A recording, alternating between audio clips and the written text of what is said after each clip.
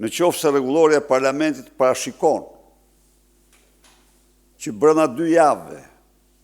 raporti Këshillit të Mandateve paraqitet në Parlament,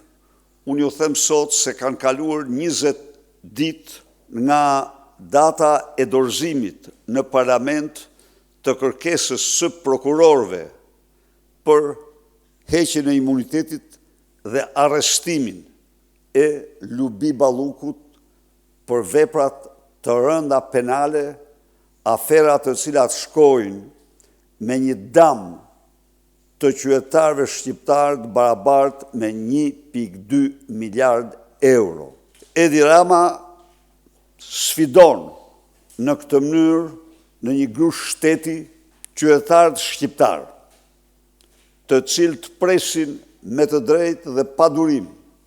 të shohin para ligjit qeveritarët hajdut që janë bërë milionerë miliardierë me taksat dhe pasuritë e tyre. Edi Rama në vend të dorëheqjes së tij të menjëhershme ju bëri ditur shqiptarëve se ai është i gatshëm të përdorë 83 mandatet e krimit për të mbrojtur miliardat e vjedhura prej tij dhe bashkëpunëtorët e tij. Edi Rama duhet t'jap me njëherë dorëheqjen.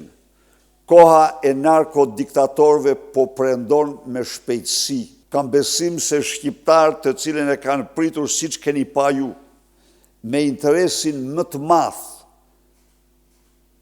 arrestimin në dhomën e tij të gjumit, të narkodiktatorit të Venezuelës dhe paraqitjen e tij në sallën e gjyqit në New York,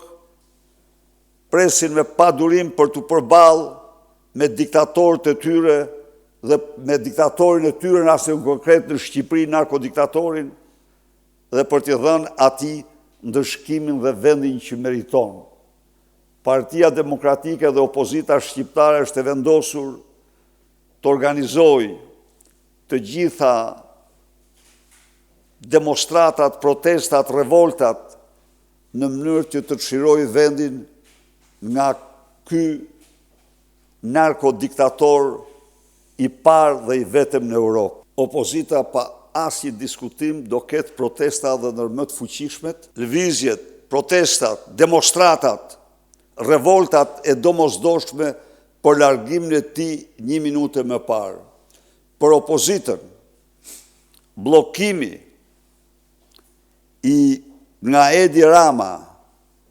i heqjes imunitetit të Lubi Ballukut, marrja në mbrojtje e delinkuentes Mirlinda Kaçanaj,